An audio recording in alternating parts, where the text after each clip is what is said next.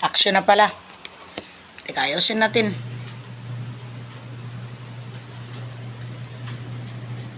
Hello guys.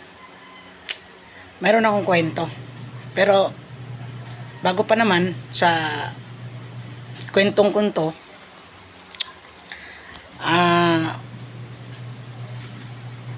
bigay galang muna tayo. Gandang umaga, gandang tanghali, gandang hapon, gandang gabi. Kung saan man sulok kayo sa mundo.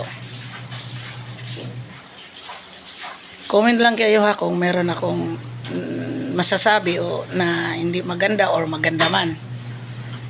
Comment kayo mga guys, mga kaibigan. Base ito sa aking naobserbaran o nakikita. Magtatanong lang sana ako sa inyo mga guys kung kayo may alam nito. Comment lang niyo dyan sa baba.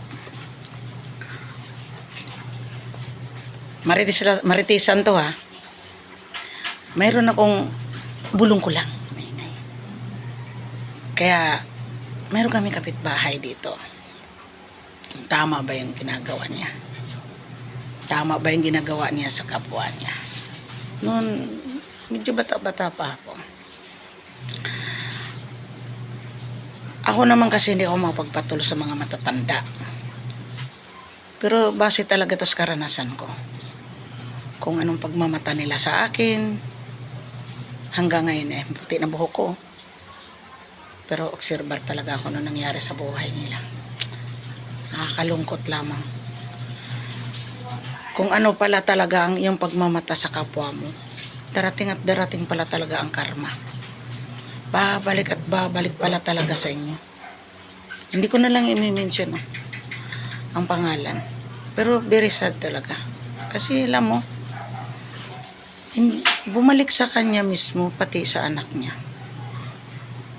Isipin mo, yung anak niya nagkaroon ng depress. So, diba, nag-umpisa ang depress, kaya ka nadidepress na stress ka rin. Tapos, hindi ko man ang sa aking basean yan, na ang kaya ikaw na stress dahil sa maraming problema. Noon na ipon-ipon na lang hanggat na na-depress ka. Ang tanong ko lang po kung nakaranas ba kayo ng stress hanggang na-depress kayo. Ano bang nararamdaman kapag kayo ay na-depress? Tapos, ano ba ang gamot niyan?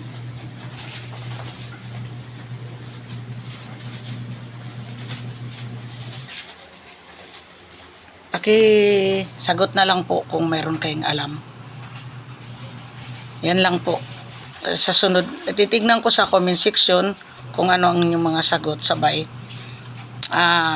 Mag-uusap tayo ulit.